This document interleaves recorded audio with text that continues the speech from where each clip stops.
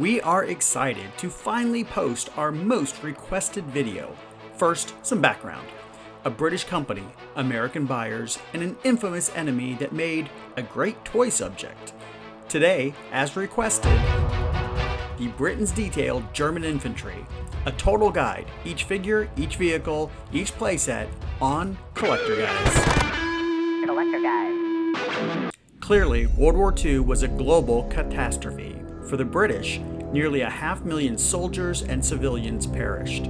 Yet, around 25 years later, a famous British toy maker would roll out toy soldiers of their main enemy in that war, and find great success with them. The set was the German Infantry of World War II, and technically it was the second set produced for their new flagship toy soldier line, Deetail. We've explored the history of Britons before. Coming off the success of their Herald and Swap It figures, they wanted to roll out a new line of plastic figures. That line would be named Deetail with 2 E's. They were designed to be simpler to make than the earlier Swap Its, and to have more action in their poses. They also had a great combo, plastic figures with metal stands using just the right amount of paint. The very first figures of the Deetail line, based upon appearance in the catalog, were the US Infantry and German Infantry of World War II. They chose to make their allies the United States Infantry before their own British troops. And even more shocking, they then made the Germans the very foe that tried to destroy them. The enemy that they fought against in Africa and Europe and in the air and in the sea. The aggressors who bombed their cities, sunk their ships, again produced by a British company before they made their own troops. Despite all this, the reality was it made perfect sense. Deetail was designed to always pair 2 sides of a conflict in each release. This was described as the cowboy and Indian approach. So a kid always had each side to the conflict. Britons released the US Infantry first because the USA was their biggest market, where they sold the most figures. It was a no-brainer for them that they would be first. And once they decided on the US figures, there were only 3 choices from World War II to be the enemy part of the set: the Japanese, Italians, or Germans.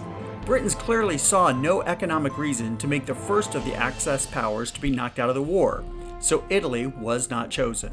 In fact, even though the line went on for decades, Britons never made Deetail World War II Italian troops.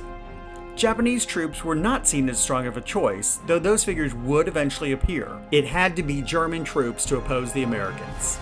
Besides, the fact was, in the 1970s, as now, there was a real interest in the German troops that had stunned the world and come very close to conquering much of it. Now, there were later releases of these figures, and we'll touch on those later, but this video only focuses on the original World War II German figures that were part of the original line. This video does not include the Britain's Deetail Africa Corps. They will get their own video. However, we will mention when the other main World War II sets came out. As requested, here is the second released Britain's Deetail set, the German Infantry of World War II. So, here are all the German Deetail sets, vehicles, and playsets. As noted, the German Infantry came out in the first year of the Deetail line, 1971. First, the poses. As before, I've used the figure number from Peter Cole's legendary Suspended animation. The descriptions are mine. The Germans were released in the Deetail standard set of 6. These figures made an impressive group. 606, Kneeling Firing Machine Gun. 607, Standing Firing Machine Gun. 608, Standing Firing Rifle. 609, Attacking with Rifle.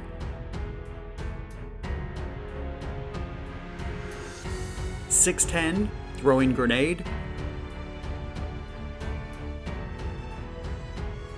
611, Advancing with Anti-Tank Gun. As one of the first sets launching the new Deetail line, they had to be impressive, and they were. These first ones came out on an orange-brownish base, which made them look like they were standing on mud or dirt. Just a few years later, they were switched to the standard Deetail green base. The figures themselves did not change, just the color of the painted bases. The majority of the German infantry were released on the green bases. The brown base figures are a bit harder to find than the green ones. Like the US Infantry, each had a sticker on his helmet, which usually fell off pretty much on the first day of play.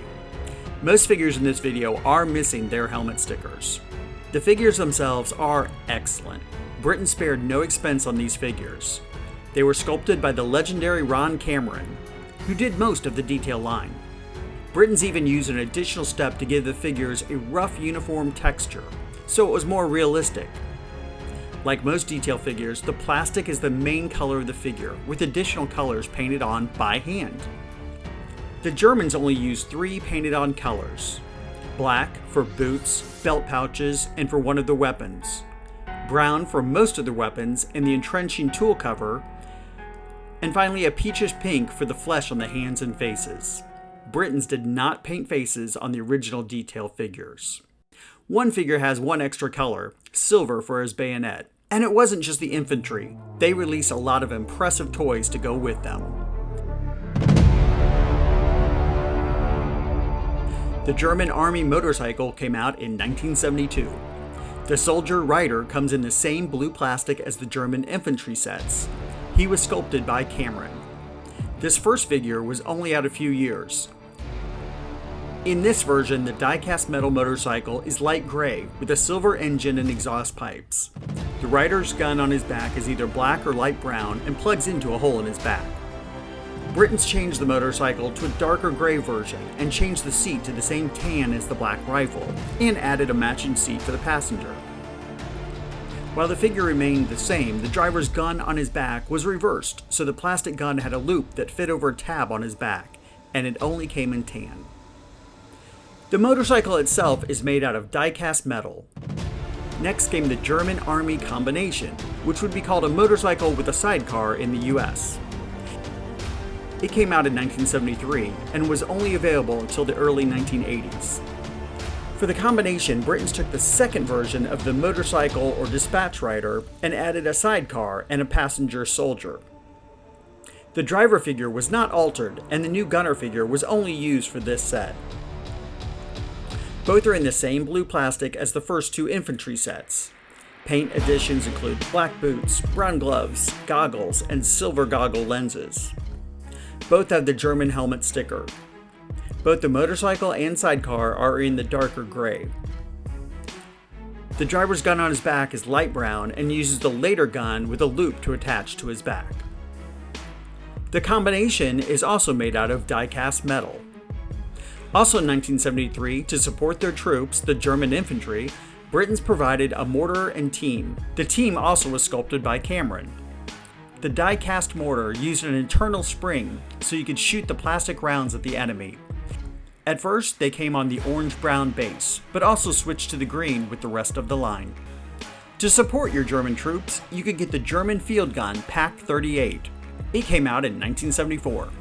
The toy was gunmetal gray, die-cast metal with black plastic wheels. As with all the cannons, it had a spring mechanism that could shoot the plastic shells it came with. This gun was one of the few that had trails that could be unhooked and would automatically come apart due to a spring, making it ready to fire. The trails came back together, making it so it could be hauled away by a scout car or Kettenkrad.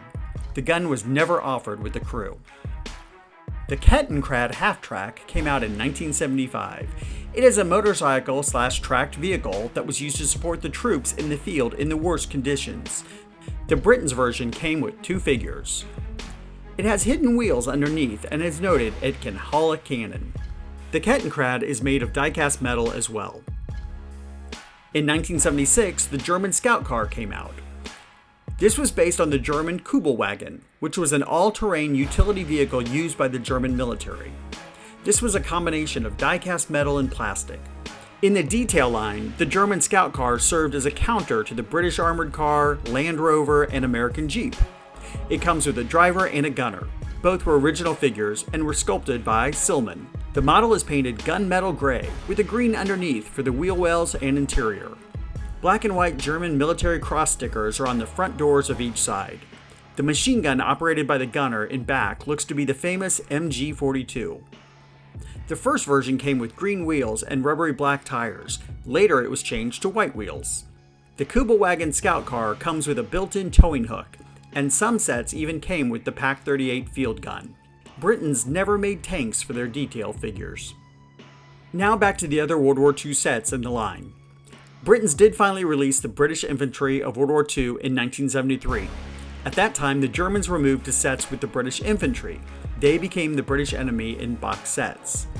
The Germans' allies, the Japanese Infantry, also came out in 1973. They were then paired with the US Infantry in box sets. In 1976 came the British 8th Army. Also in 1976 came their foe, the German Afrika Korps.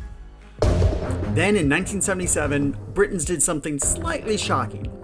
They released a second, completely all-new set of German infantry.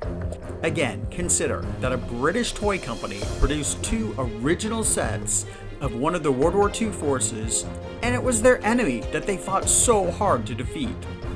The fact that it happened at all made it clear there was a strong demand for the German infantry.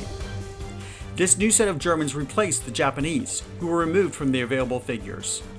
They would eventually reappear in future versions of the line. German Infantry set number 2 included the following poses. Again, these are all new. 876, advancing with flamethrower.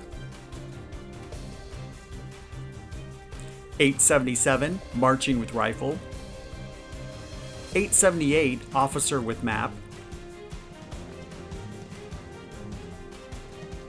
879, kneeling firing rifle. 880, kneeling radio operator. 881, walking with anti-tank gun. This time this set was sculpted by someone else, Norman Silman, and it is impressive that the two different sets blend together so effortlessly. Besides being the only totally new second set, there are several things that make this set unique. It includes one of the only marching figures in the entire Deetail line, and the only marching pose in all of the World War II sets. That means it's the only one you can use to make a marching column like this. And it contained the only flamethrower figure and the only radio operator in the entire Deetail line. It also contains the only World War II officer that is not fighting. This set was a triumph. The most interesting figures are the man kneeling firing rifle, the man advancing with flamethrower, the kneeling radio operator, and the officer with map. These figures expanded the action of the German World War II infantry. Now for the playsets. First, there was Army Group Bomb Building Set, which also came out in 1977 and was only available for 2 years. The bomb building set was 2 snap-together plastic buildings, 2 signs, 2 freestanding fences, and 2 each of the German and British infantry. This one is hard to find. Finally, the big set, the most famous Britain's Deetail playset, Battleground. It too came out in 1977 and only lasted through 1979. The base is vacuum formed, meaning they would take a piece of pre-colored plastic, heat it up, and then smash it over a mold, shaping it into a playset. It also came with 2 snap-together buildings with doors, fences, 2 street signs, 2 stoplights, 2 trees, a bunker roof, 6 German infantry, 2 British infantry, and the British mortar team. And several cool stickers. The style of the buildings and text on the signs reflect a French town that is being fought over by German, British, and American troops. This was the largest item in the Deetail World War II collection. This was a big set and expensive, but a kid or adult could spend hours attacking or defending the town. The Battleground set is rare and one of the most highly sought after Deetail sets. To my eye, Britons did an excellent job of creating a French town caught between whatever World War II troops you had to fight over it. Overall, the German infantry, like all of the original Britain's Deetail figures, vehicles, and sets, hold up great. With the exception of the paper sticker on the helmets, most of these figures look like they just came out of the box. Despite selling perhaps hundreds of thousands, time did catch up with Deetail. German vehicles and sets faded out of the line. Finally, the last year any of the original Deetail German infantry appeared was 1989. But they did return. Different versions of Britons re-released them. Later versions had them in gray uniforms, and gray uniforms with black. The current Britons, based in the United States, still has about half of the original molds, so they can still produce them. They make them in historically accurate green uniforms. The German Infantry of World War II, one of Britain's largest and most popular detail sets. You can still find all of the versions of these figures today. We have more videos coming. Want to see a specific detail set next? Let us know below. And if you want to get notified about our new videos, please click that button and subscribe. Thank you for watching Collector Guys, and remember, surround yourself with the things you love.